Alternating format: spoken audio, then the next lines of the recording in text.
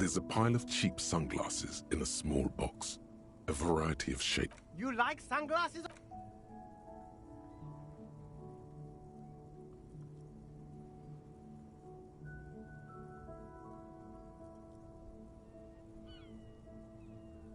Abort. These are hideous. What's more, they don't even fit your face. You can feel... Damn, officer! You look like a mega secret spy! Very secret. They're practically made for you. It's going to be very difficult for anyone to take you seriously with... No, you are definitely not buying those. Are you sure? But they look so good on you! These are all boring. Boring third-rate ho-hum sunglasses made of cheap Syrahese plastic. The kind of... Those UV stickers are almost certainly just there for the show.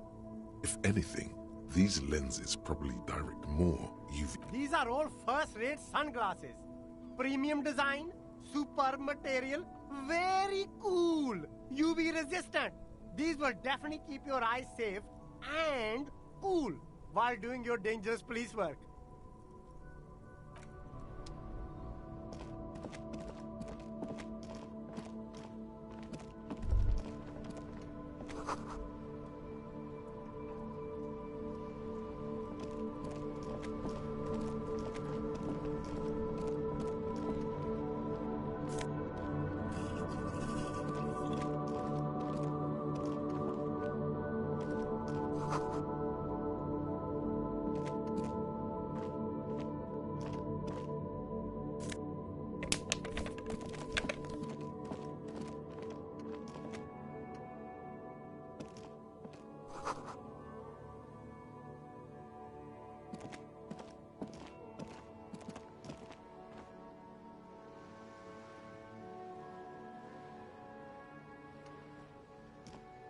A couple of indicator lights are missing from this control panel.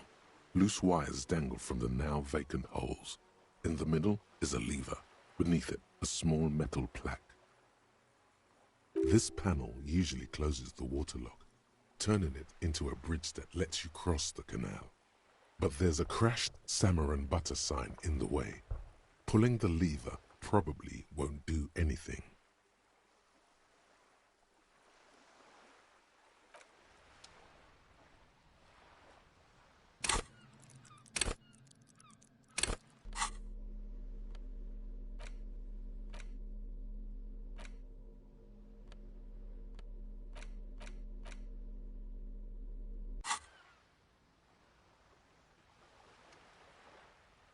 G'day to you, officers.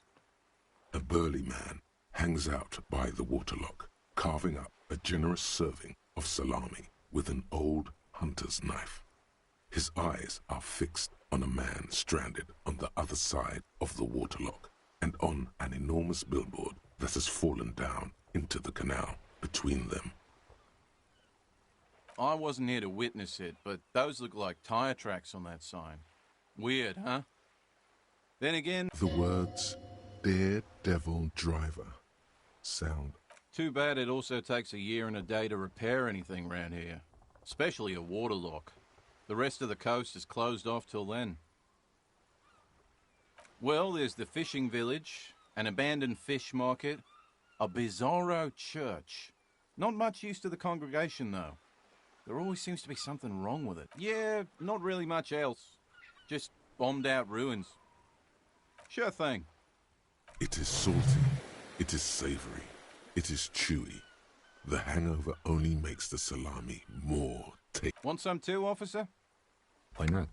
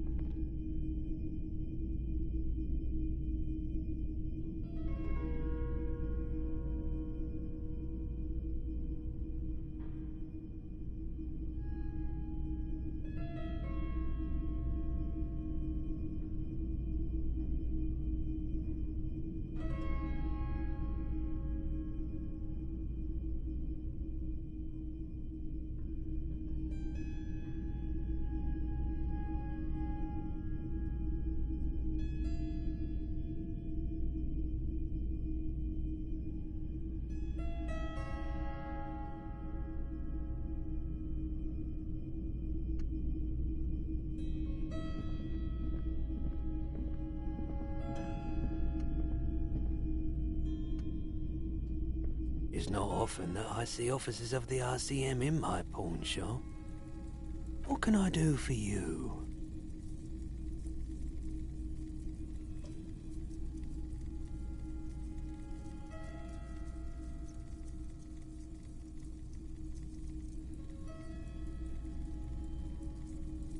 I haven't really had any problems myself, though some of my customers have complained about the Who are your customers usually? All kinds of people come through here. Locals, travelers, people looking for a deal, people looking for a keepsake, people who are terminally bored. As you can see, I have a wide selection of goods for everyone to choose from.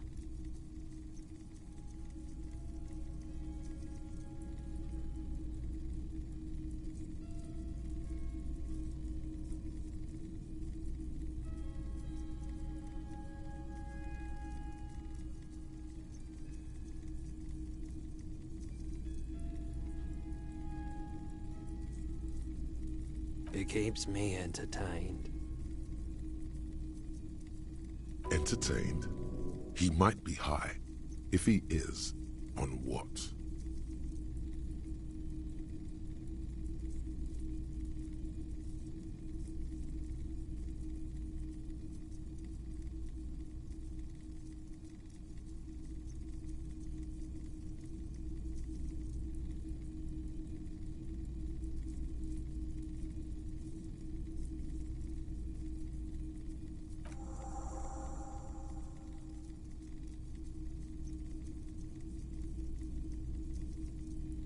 This is a pawn shop, and it did feel as if you've met before.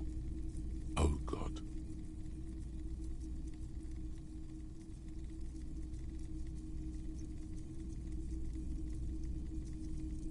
The lieutenant shifts from one foot to another, alert.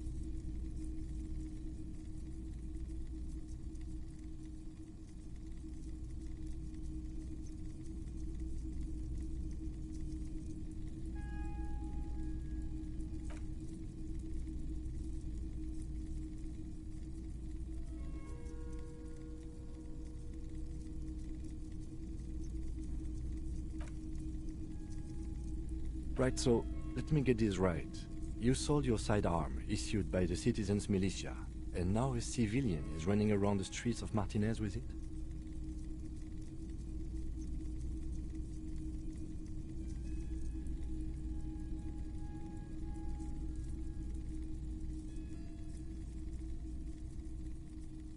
You're right that she could cast aspersions on the force. We have to find her.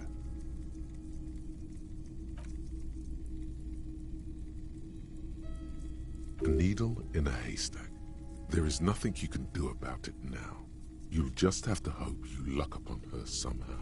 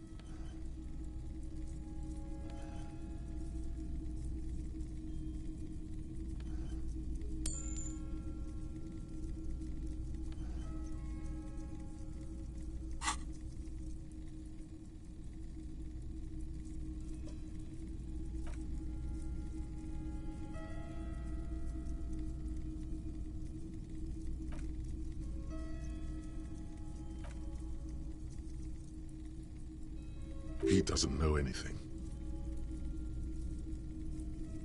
The pawnbroker's gaze is already fixed on the dancing colors.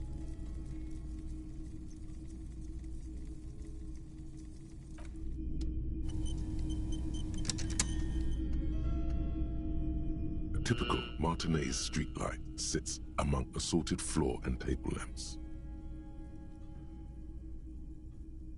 The light pole has been carefully cut, and the wiring has been redone and attached to a standard indoor plug. The light buzzes faintly, but this would make quite a statement in your living room.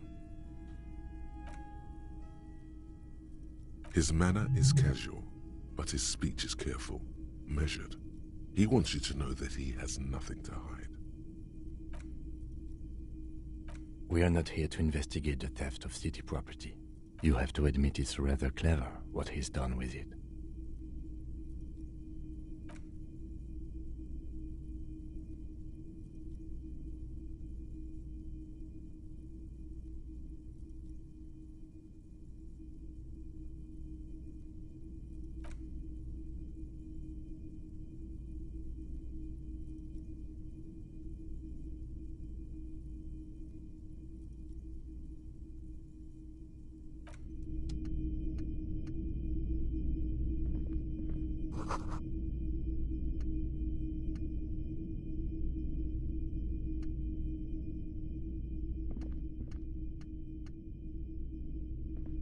Wow, a very large red t-shirt with an impressive print stands out from the other garb. Oh yeah, the print depicts a muscled man striding toward you, a giant sword in each hand, encircled by burning embers. Behind him is a cluster of cabins engulfed in flames. Beneath him are the words, Hyundal burning. The antlers on the hood of the man's cloak and his piercing blue eyes are familiar. Smells like worn cotton and a little old sweat there. Worn cotton with a side of flea market or trash bin.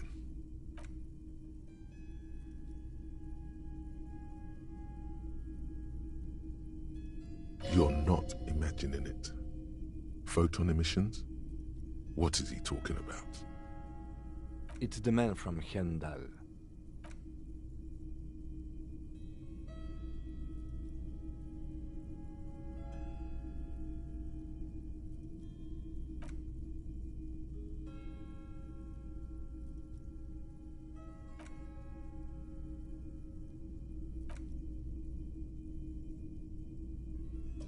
Hyundal isn't a real place.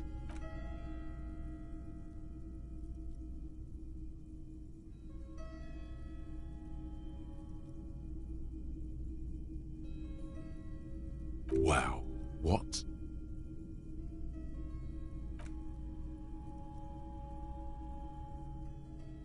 Okay.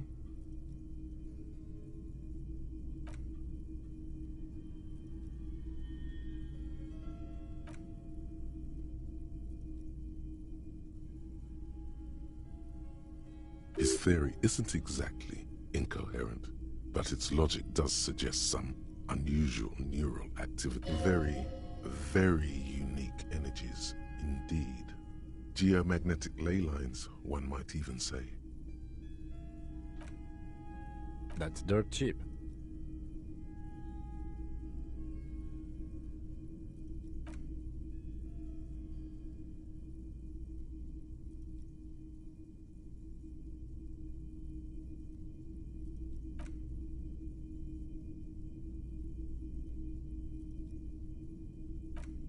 That's dirt cheap.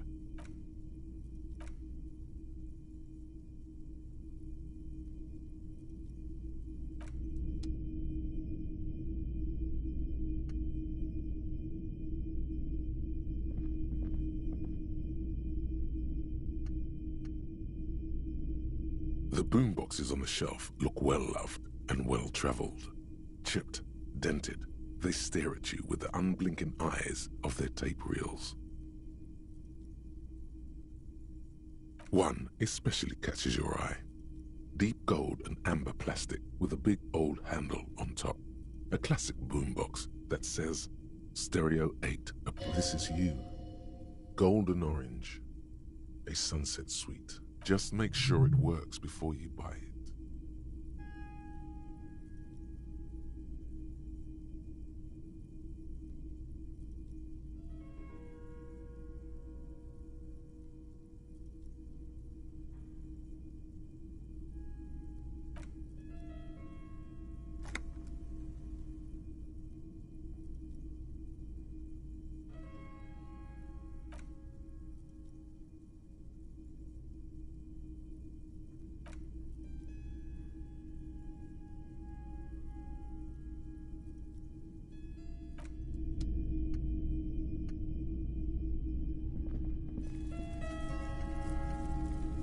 You see rows of toy soldiers guarding the rest of the trinkets displayed on the table. Some on horseback, others in rags, others yet in bright blue uniforms. All are stern and unyielding in their duty. Try to find something pretty and cool here, then use it to win her back. Yes, buy something nice, a figurine. Big men on big horses, clad in lamella armor and carrying flintlocks, the kind that would mow down a line of enemy soldiers in the blink of an eye. Franco-Nigerian knights. I used to be very serious about these guys. A long, long time ago. They're not all blue. These figurines also wear gold coats and caps, complemented by orange trousers. They are variously posed, wielding swords and rifles with bayonets.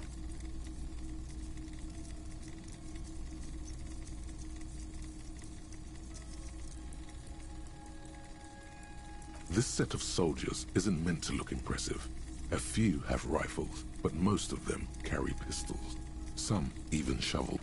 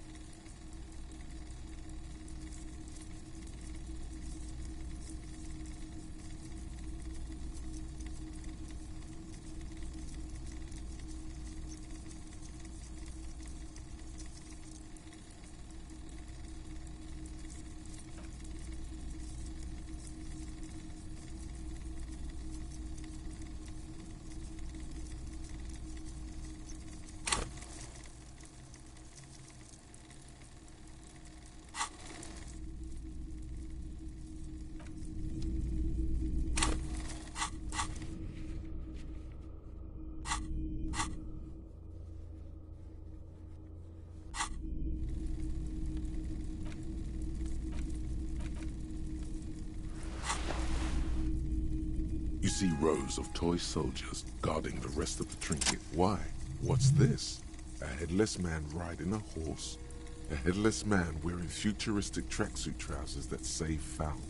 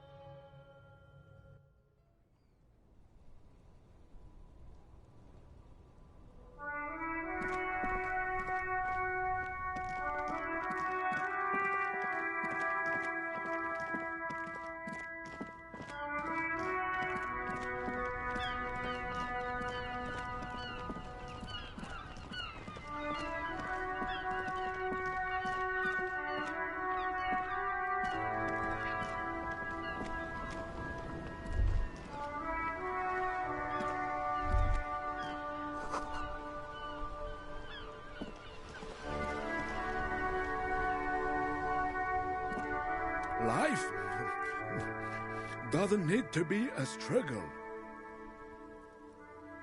I'll be with you in a moment, officer. Let me just finish my sandwich. Talk to Angry Old René first.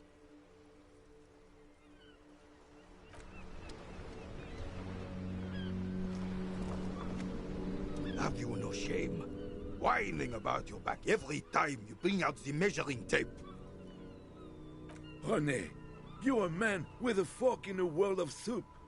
Please, let's just try to enjoy the game, alright? I'm trying to, but you keep breaking my concentration. You're old. I can see that. We're both old. Now stop grabbing your ass like it's a girl. These manly men are playing balls. This is a ball game. Grab a ball and play it. Don't ask questions. Shoot first. Ask questions never. That's the spirit. Don't even waste your breath asking about the game. They wouldn't know anyway. They're way past their prime.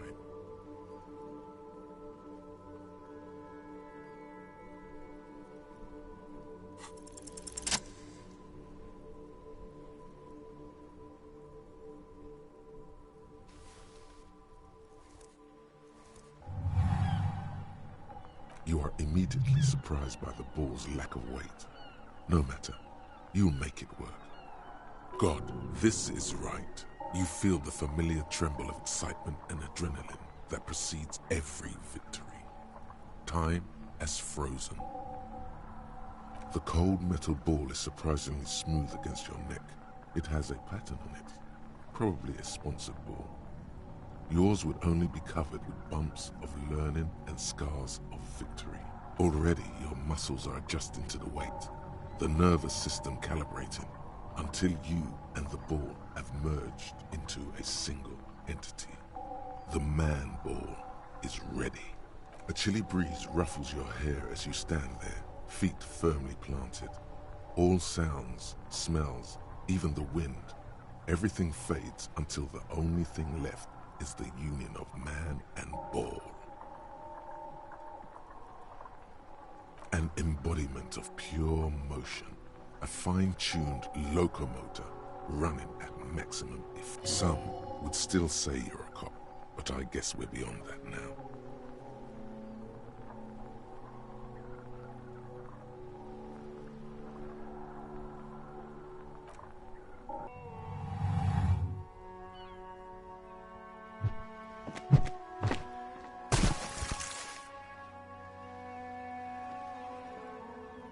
Merde! Bordel de merde! A whorehouse of shit? It wasn't whorehouse of shit.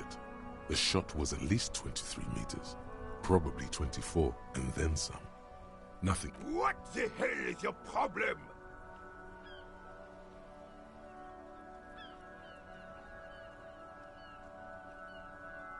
You vandalized our game, son! We can't play pétanque with 5 pool!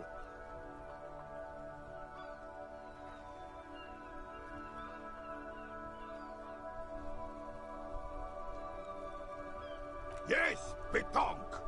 You ruined our pétanque game! We want our bull back! Take it easy, René. This is just a misunderstanding, isn't it, officer? Of course there's harm done, you orange slug! You owe us a goddamn bull! Good. Mistakes are forgiven, but men at least try to right their wrongs. I believe you would try. Yes. Why did you come here? It's unlikely they know anything about the murder.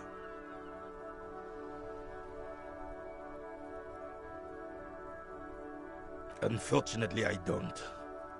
Unlike most of the locals, I have no qualms about assisting law enforcement. But this affair has passed me by completely. In Martinez, the union is the law. So can you really blame them? Cop is a pejorative term. I don't have a problem with policemen. On the contrary, I admire the effort to bring order to our street. He doesn't know about the crime.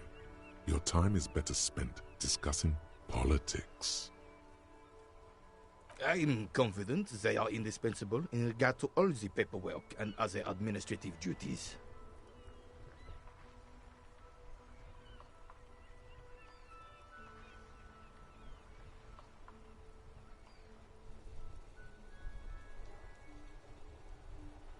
But you must agree that nature, in her infinite wisdom, has made men more fit to perform certain, more challenging tasks. Don't you, officer?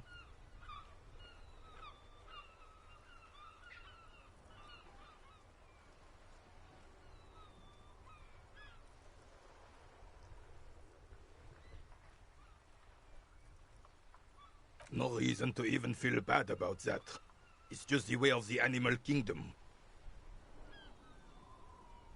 Yes. The terrain here provides an interesting variety to a familiar game.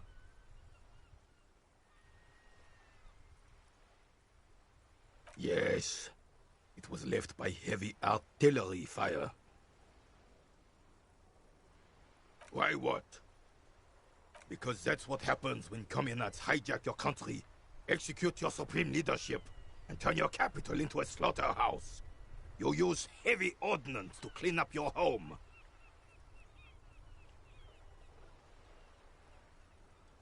Commies, communists, socialists, anarchists, call them what you like.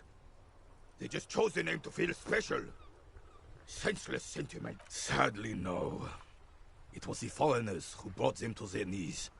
Should have fought dirty, like they did with their suicide sex cult propaganda. It was probably a bit more complicated than that.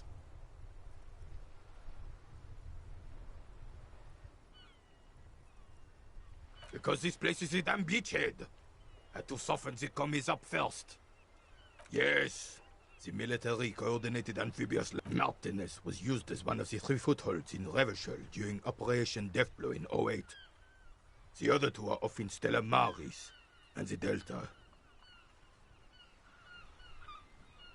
This here is Blood Ground, where Coalition boots first made landfall and cleaned those rabid dogs out. Most likely, we're playing pétanque on their mangled corpses. Blood ground. You got old René going there. Like he isn't hungry enough already. Don't get me wrong, officer. I hate those foreign dogs, but the enemy of my enemy and all that. They're the lesser evil. Damn right, son. They laid the fire of hell on the city before they stormed it. And it worked, too.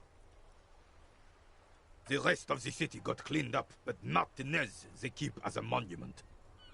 And now the Union Socialists are practically running the place. Well, it's your own damn fault. You, we, the Coalition, Revachol, whoever you want to blame, never finished the job. Officially, the party never surrendered. Of course they still all influence. You don't even begin to truly understand the players at the table, let alone the specific circumstances surrounding the... What? Thinking men have opinions on these things. Present one.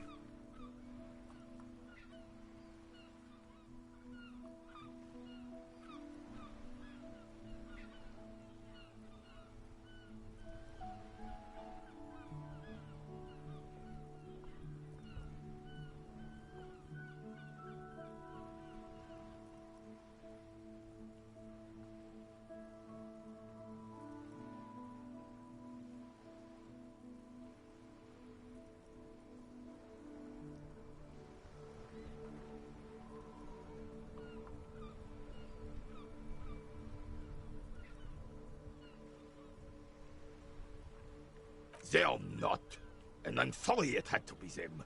After 8 years of fighting those hyenas, boiling cats for food and drinking piss in the mountains, I would have preferred if the Right Honorable King Guillaume returned through Revachol. Or even if that damn clan Frisel had risen from the grave and led us. Sadly, that was not the case. Instead, all that is just, holy, and beautiful in the world was wiped away, and now it's neon signs with toothpaste ads everywhere. Foreign influence peddling garbage and stupid. This is just what the commies wanted. This was their plan all along. This is what they wanted to replace the role of the suzerain with. It doesn't. That was 100 years ago. It had nothing to do with anything. Damn Frissel. He was a king we couldn't protect. The Carabineers failed him, and the crown. He died in the hands of the Hyperlay, in a very public... He slouches as he says that. It makes him smaller, admitting they left the king to the mob. A true king in both blood and mind led Revachol before Frissel. He would have been better, but the damn commies drove him... Some manner of self-deceit is present in his thinking. Sounds like this Guillaume abandoned him, and he doesn't want to admit it. The suzerain is the king! Has everyone forgotten already? They forgotten. It's no use talking to you. You were still in Daddy's balls when it happened. When we took our last stand against the Filth and rode the cavalry straight into gunfire. Ah, yes! King Philip III on his steed. Oh, absolutely. At the mercy of a cocaine-snorting tyrant who emptied the treasury... Cocaine? Cocainum? Sounds like our kind of king. And just imagine what kind of cocaine a king would... A superpower, feared and respected. A testament to what this country can be under the leadership of a true king. Someone who knows how to rule.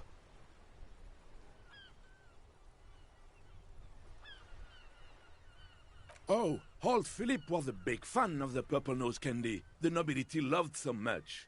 A cocaine connoisseur of sorts. You can't even take the responsibility for yourself. How could you fathom the responsibility where... That's why the Philippian kings use cocaine. For clarity of vision. To aid in their work. Regnum cocainum. Revachol's finest years. I'm satisfied with this explanation. Of course. Clarity of vision. Awareness. Philip III was even brought into this world with the help of cocaine. The court made him administer the dose to his mother when she was in labor. And it is well known that with the help of cocaine, only the purest, of course, he was able... Higher realms. Of course, he's just making excuses for the king's habits, isn't he?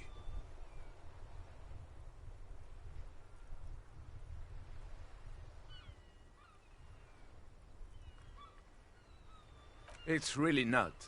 Please, do spare us the cocaine fairy tale. Yes, indeed. We're not here to investigate the decisively, without fear of offending the sensibilities of the frail and weak-minded among his subjects. This is something the insert. A nation is only as strong as... Don't get started. Right.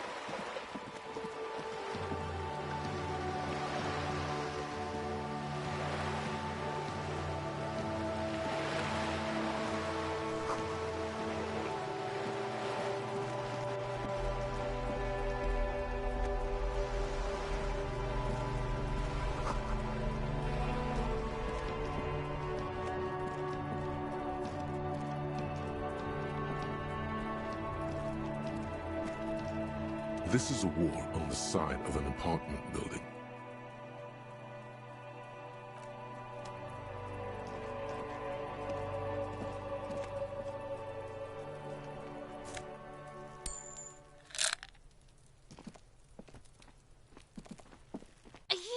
trying to sneak up on me?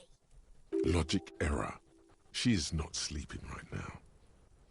Pig's come to take me out. Trying to snuff me out.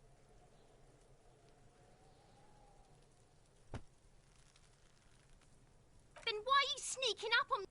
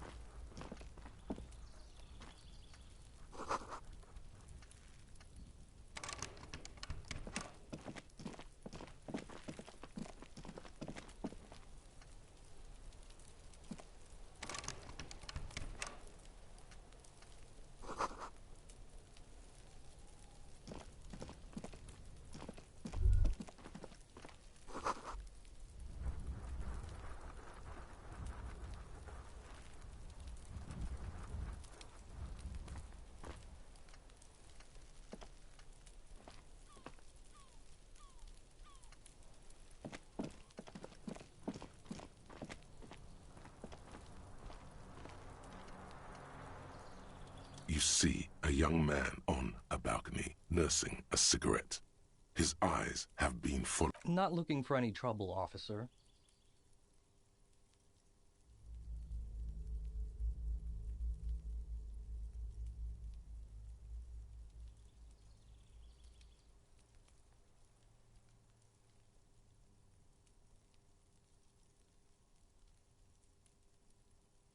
I don't want to be seen talking to the gendarmerie, if that's okay. I just want to finish. Don't let him go. This could be your witness. The balcony has a great view of the whole thing. Is it really that important? Like a nervous cat, he keeps stealing looks at the neighboring windows. All right, but make it quick. Once I finish this cigarette, I have to run.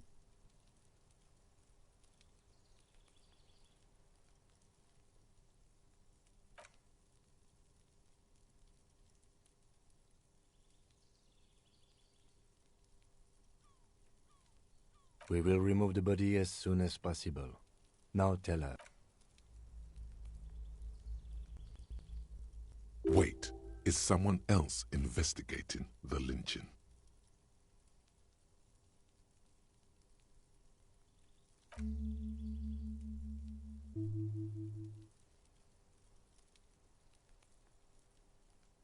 And when did you speak to this more muscular gentleman? He's an actor declaiming a soliloquy. See how you hang on his every word? You didn't answer the question. What were you?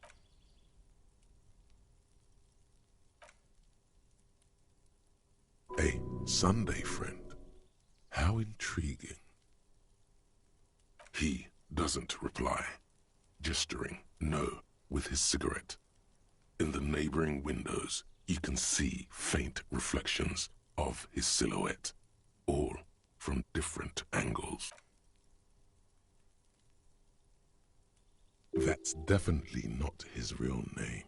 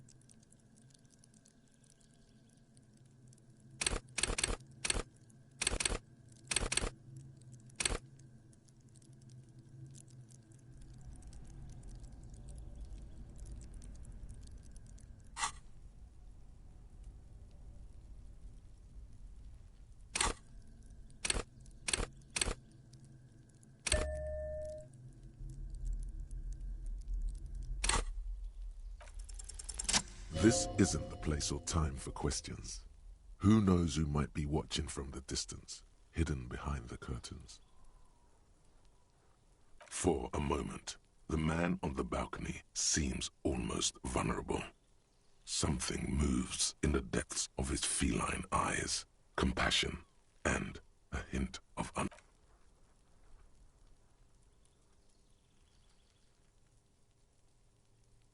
But, hold on, what's that? For a split second, his hand lingers, as though gesturing towards a stone placed right next to the front door. It's a sign.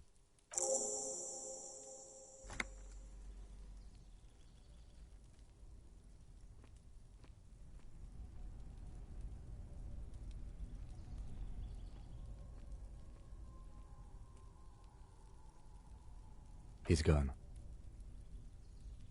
No point in running. Tenements like these often have multiple exits. If he doesn't want to talk to us, then he'll know how to hide himself. He could be a witness. Him or his Sunday friend. Either way, we need to look into that muscular type. He did leave us a sign. Did you see that? He wanted to draw our attention to that stone right over there. If we find a way inside the building, we can ask around for his apartment.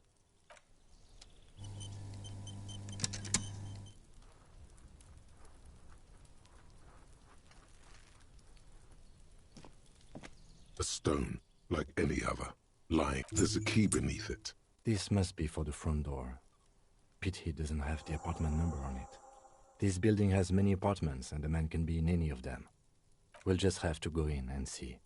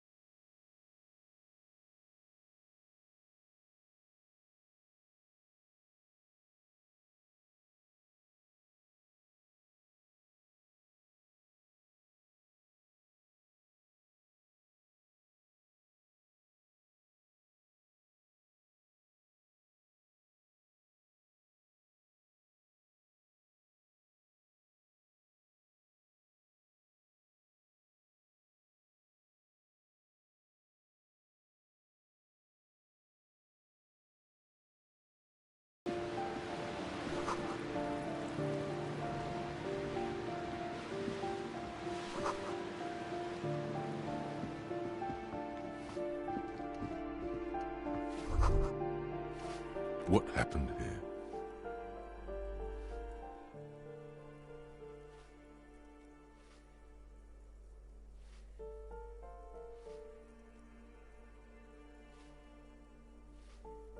It will still be accessible through the apartment next to it. That one didn't have a door. Sadly, nothing of great value remains here. Indeed.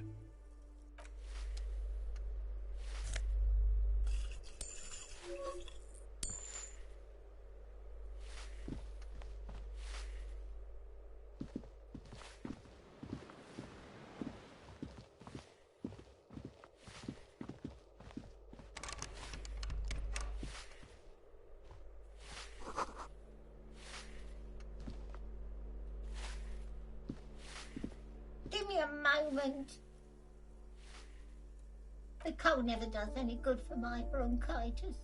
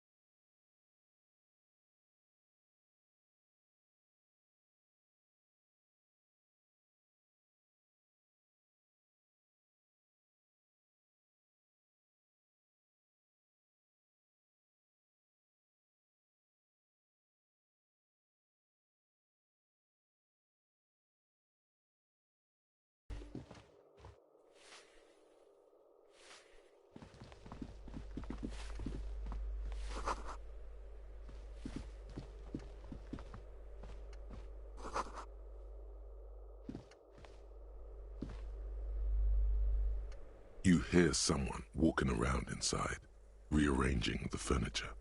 The number on the panel says 10.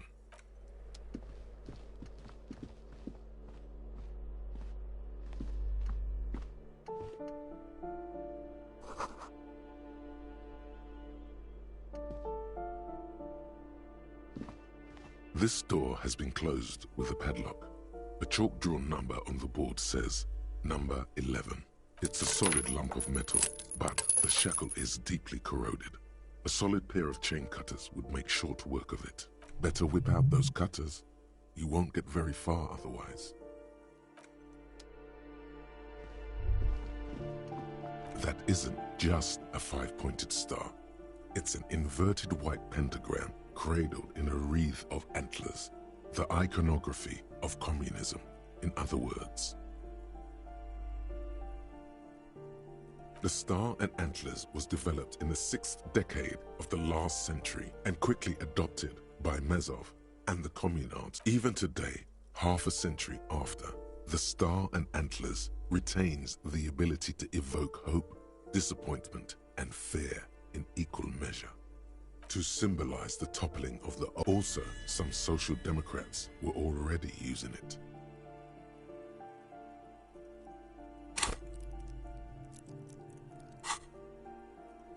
The wreath of antlers represents a natural crown.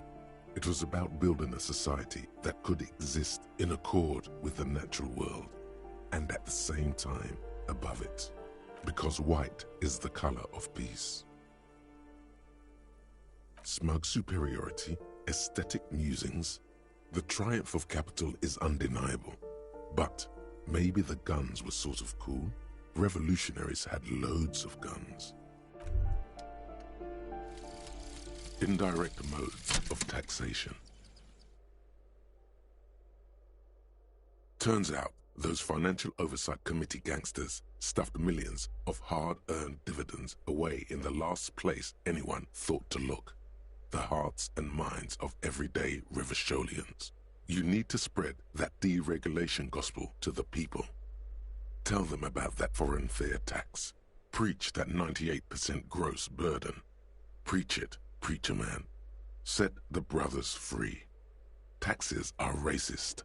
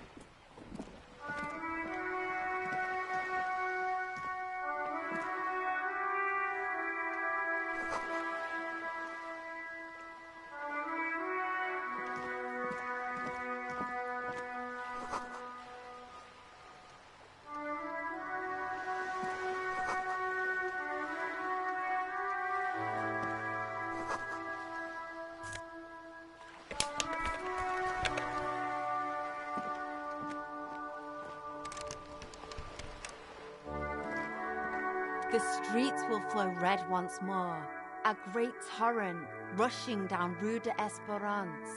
You wait and see. The streets will not flow red with anything. Who are you? I'm Cindy the fucking Skull. What else do you want to know? Date of birth, blood type, the last time I was tested for Hep C.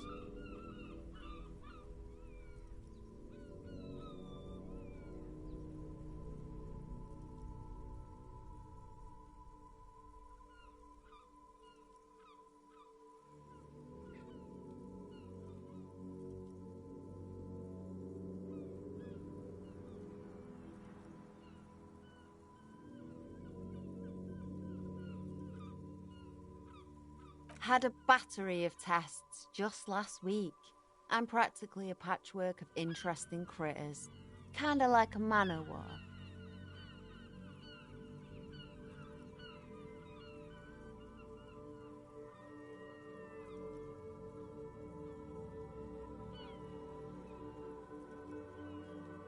I ain't no snitch, pigstein.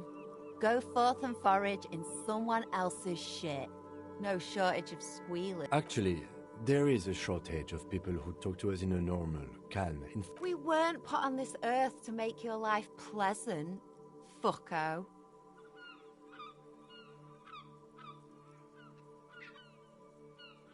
She nods disdainfully toward the woman performing maintenance on the boat docked next to the pier. Hatred, disgust, it's difficult to tell which of the two is more present in her. The woman on the boat does not notice. That is on her. Someone's got to keep an eye on her. Ozon is an archipelago 2 days' travel away from Rivershore. Its moneyed residents, used to posh restaurants and upscale boutiques, rarely have reason to visit Martinez. Probably the Wild Pines rep. We should talk to her. She's a professional negotiator, though. I have the feeling she will be very cooperative. Well, you should take the lead. Ask her unexpected questions, you know? Do your thing. Don't be afraid to get a bit wacky. Throwing her off is our best bet. Good idea, piggies. Run along now. Fuck her shit up good. Impound that boat while you're at it. I'd like to watch her swim back to Ozon. Can't you tell? I'm painting a beautiful mural, an aereo graffitio visible from low orbit. I haven't really started it yet. I'm waiting for the right words.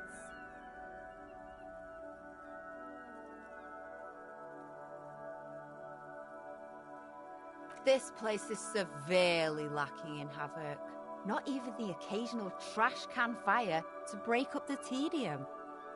I thought I'd mix it up, you know, summon the forces of crime and social chaos with a wall-sized invitation.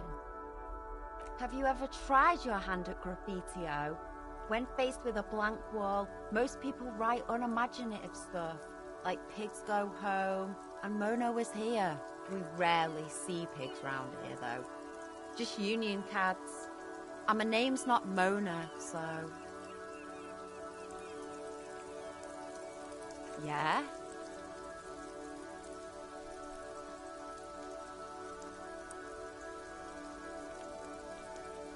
Thanks. I'm sure the inspiration will come to me now that I haven't... She means the opposite. Watch your back, ungulate.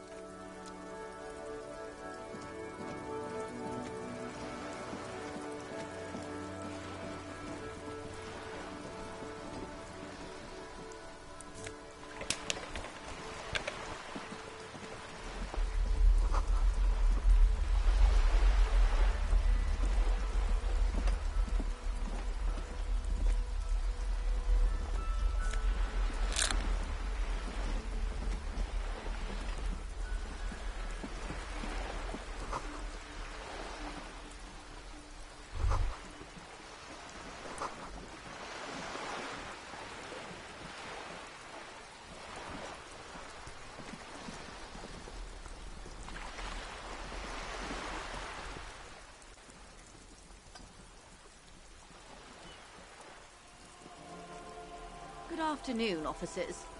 Joyce L. Messier. I represent the board of Wild Pines, the owners of the harbour. You gentlemen must be from the RCM.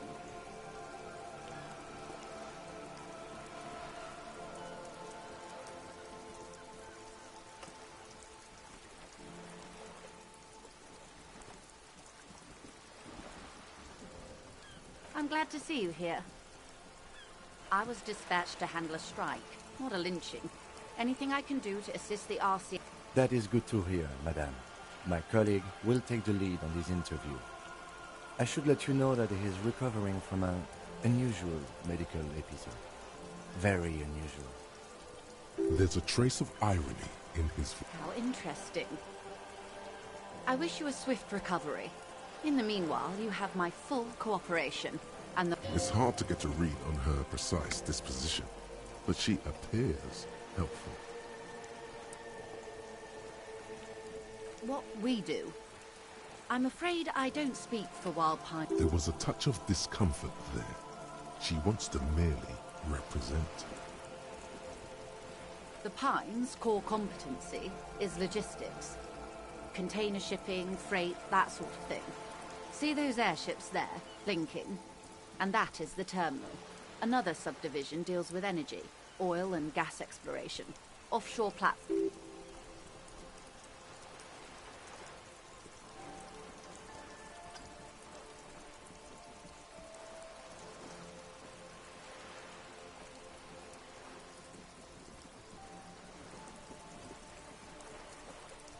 Why, thank you. I'm not at liberty to discuss the company balance sheet, but I can tell you that last year, the company booked more than 20 billion real in revenue.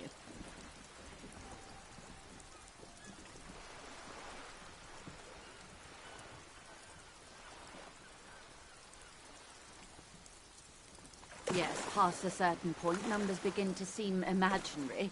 But they are quite real for the A conglomerate the size of Wild Pines is like a shark. If it stops moving and growing, it will die. They started as an exploration and cargo fleet conducting trade between the Samar. Centuries of care, deliberation, and madness have gone into this endeavour. Vessels pass through the great unrest to re-emerge with apricots in tow. The logic of the system is totalizing. It's taken everything from its employees to build it. You know more than you let on. Certainly it helped, but most of the original Indo tribes have failed. You mean aside from being the terminal's legal owners? Who are responsible for moving 8% of the world's cargo?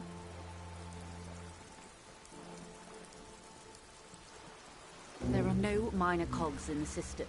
Each terminal must be accounted for, lest the entire system break. Every hiccup in such a system means thousands lose their jobs, the world over. With your help, hopefully, says her warm tone. Everything. Right up to, but not including, trade secrets. I believe the official title is Senior Labor Negotiator. In practice, I'm a grocery clerk. And how are the talks going? They're not. That's the problem. The union stopped all negotiations a week ago. Now they won't even let me into the harbour. There's a 2-meter-20 racist behemoth blocking the gates. What can I say? The union employs a giant covered in tattoos. A racist giant. I guess that's part of their big tent organisation now. Let's say I was not making the kind... And when did you first... I arrived 3 weeks ago. Yes, in the middle of February. The bay was still partially frozen then. But the strike began in December. I wasn't the original negotiator here. I took over after Mr. Gaumont hit a wall with Mr. Clare, the union. This isn't the first time the union has gone on strike? Heavens, no. There have been 2 prior strikes. Both times the union... Ludicrous, even. It's meant.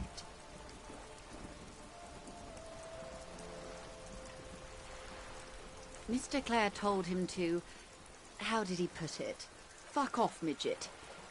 Gaumont is short of stature, you see.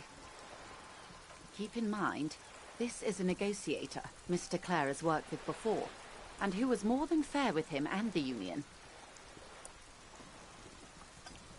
There are leaflets everywhere, and banners. Every worker. Most of the workers probably don't know what that means.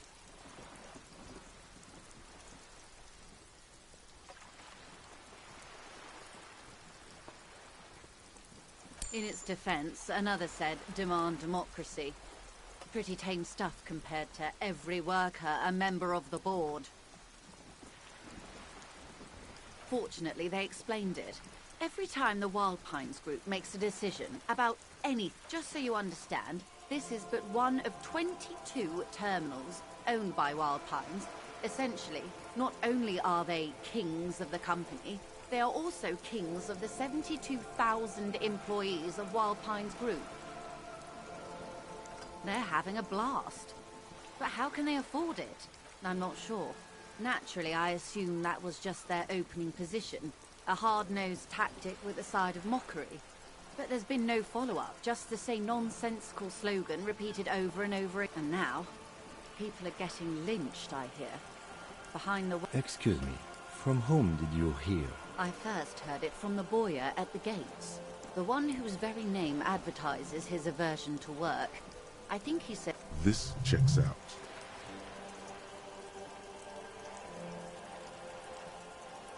The Scabs. If they were organized by Wild Pines or its affiliates, then it would be a company secret. It's implied. She's open to discussing this matter with you at a later occasion. Everard Clare is a man of the utmost integrity. Of course not. Everard is fantastically corrupt. I imagine he has a thick, viscous goo where you and I have blood. He is the most corrupt individual I have ever seen, and I deal with men like him for a living. Yes, Edgar looks exactly like his brother, except for that lazy eye. He also talks exactly like Everard does, and when one's term as foreman is up, the other is how they circumvent the term limits, you see, with a funny little switcheroo. While in office, they've embezzled God knows how much of their workers' dues. The Débardeurs Union was once a perfectly normal institution. 20 years ago, anyway. It must not have been easy to establish under the Emergency Act. Organised labour at its best, as they say. Then something happened in the local chapter elections. The brothers Clare came and transformed it into a mob. The Débardeurs are a crime syndicate. Refreshingly honest, officer. The company has tried appeasing in the past, but... And your opinion, detective, if I may ask? I'm a curious and talkative person, you see. Would you say the Débardeurs Union is...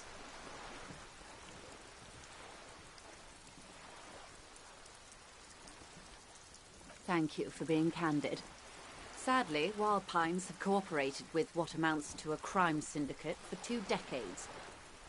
However much you feed the wolf always hungers. I'm glad you asked. There was a woman, the previous forewoman of the... Disappear? Yes. On the last day of the local chapter elections, her daughter phoned in and said she wasn't running anymore, or coming to work. Ever. End of story. Indeed. The company suspects foul play, but there's nothing they could do. The point of the presentation is, these kinds of things happen around... Thank you for your concern, ma'am. We'll be just fine. Of course. How else can I help? Quite a few things, I'm afraid. The information I'm to share with you includes sensitive trade secrets. For the sake of my employer, I have to ask for your names and badge numbers. Of course, ma'am. We should have introduced ourselves. I am Lieutenant Kitsuragi, from Precinct 57. And this is my colleague from Precinct 41. I'm afraid he doesn't have his badge at the moment. How curious. Why is that, Detective? I see. So, are you saying you lost your badge during the course of this episode?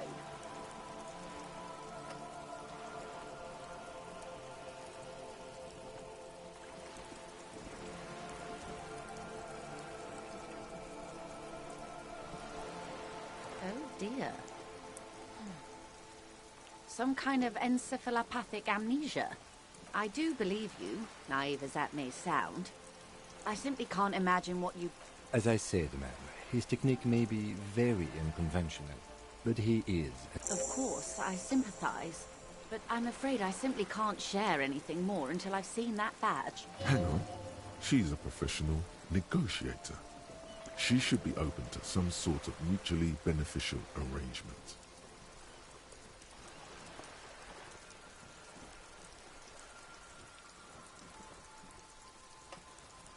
I mean, favors for favors.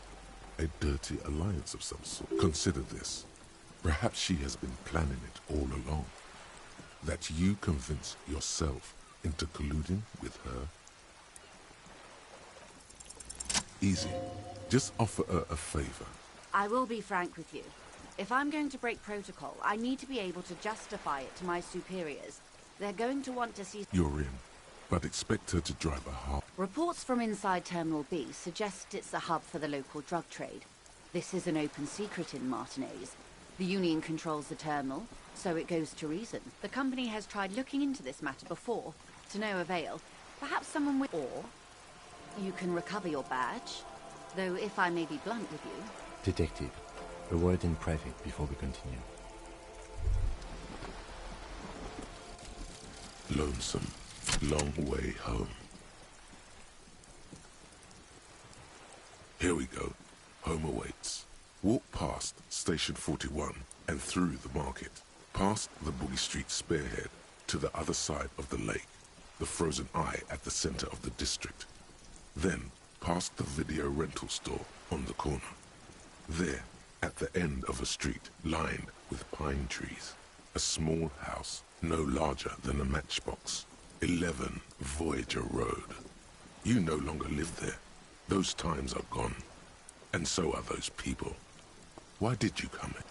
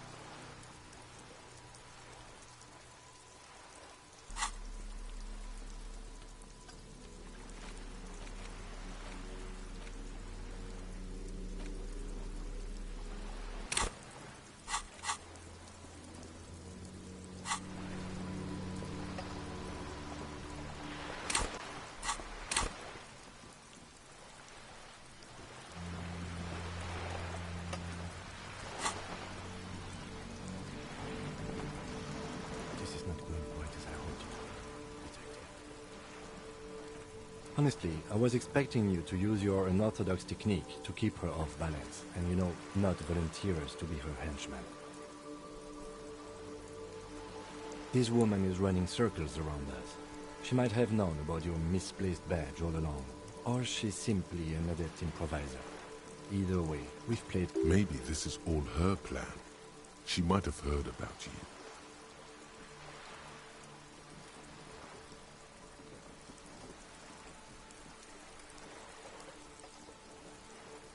No. If there is reasonable suspicion, we must investigate. Otherwise, she could claim we are siding with... What I propose is, we ask her, then we investigate, briefly. But do not share the outcome of this investigation with her. We tell her it's done, and demand for her information on the lynching.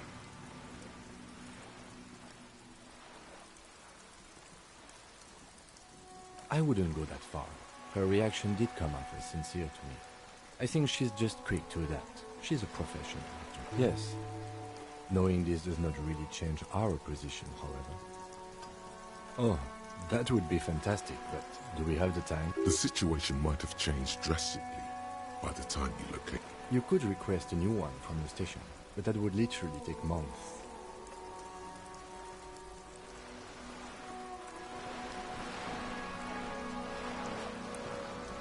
You're back. Good. What can I help you with? Is what you want to say, but it isn't that easy. Look at that lady. Take a gander. Squint your eyes, bub.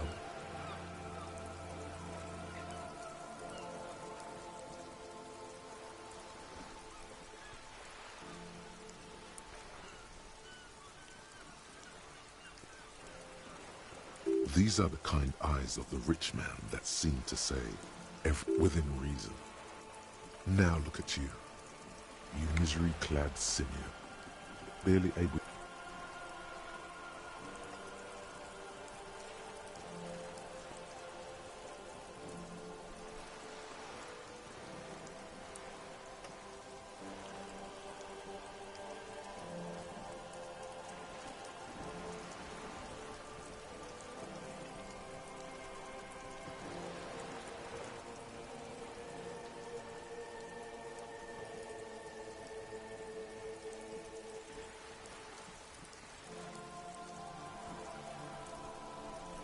Shane, you haven't really been in the presence of gentlefolk either, have you?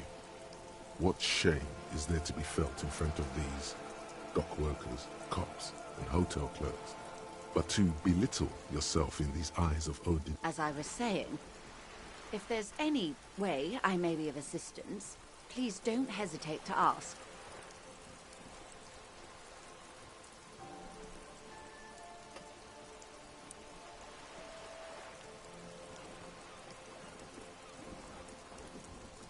Why, yes I am.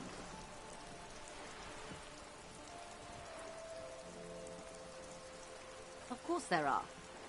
We're on an archipelago. How else are you supposed to get around? Yes, we are. We are on Le Caillou. We are. And the city of Revachol is on the island of Le Caillou. I haven't seen anyone else drive a souped-up Capri. Actually, that motor carriage has been specially issued to serve as a patrol, and it's for crossing long distances. Neither is this. A toy, I mean. It's a machine for crossing long distances. You need to make this lady admit she's only riding around on this boat because she's rich. Before you do, it will be pertinent to ask other questions. Gather more info on this boat of hers.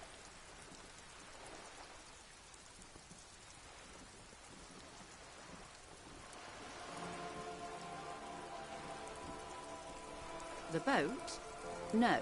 It is called Cordelati 19 because that's the type of sloop it is. It's a pleasure craft, a 19-pacer. It also happens to be rated for Category 1 racing. My sloop? I like it a lot. It's the eel's hips, baby. I'm enjoying this part of the interview. It has so little to do with... I really do, the lieutenant thinks. Is she thrown off yet? He's looking at the woman, assessing her.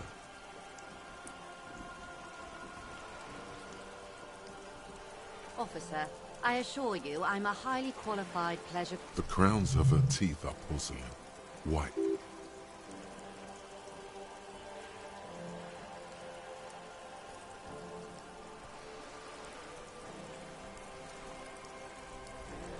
Oh my, the E word. You mean to say that it's a symbol of conspicuous consumption? That I'm a member of the ruling class?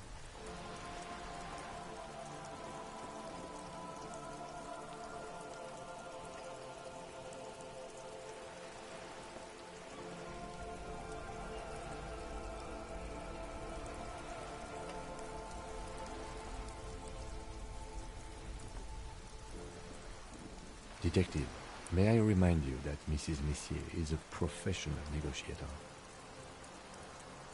Then what does that say? Does it say docking reserved for residents of Rue de Saint-Ghislain, 3033A? This old proletarian haunt here? As I said, plenty of people drive boats, of all social strata.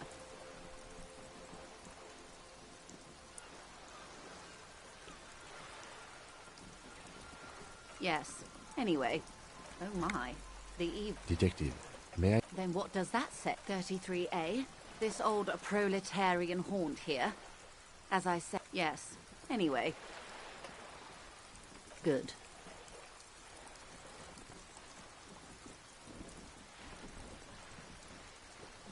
Of course, Detective.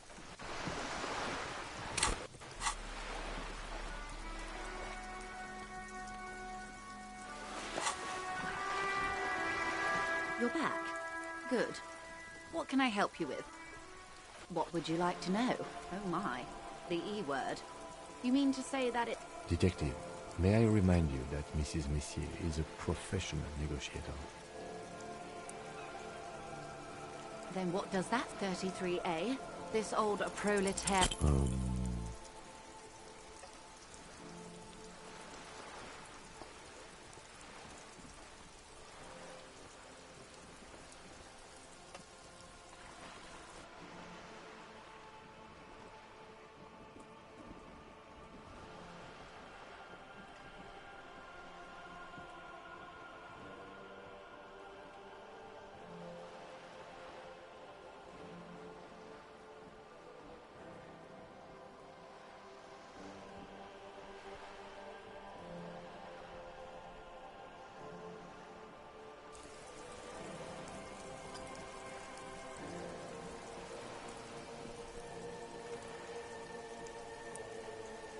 Okay. Of course. Nothing happens for quite a while.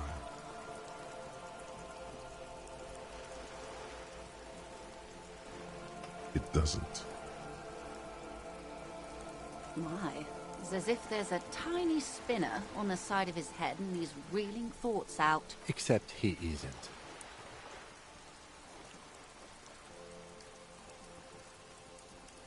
Lieutenant, I truly don't understand what is... I told you his methods are unconventional. Oh no.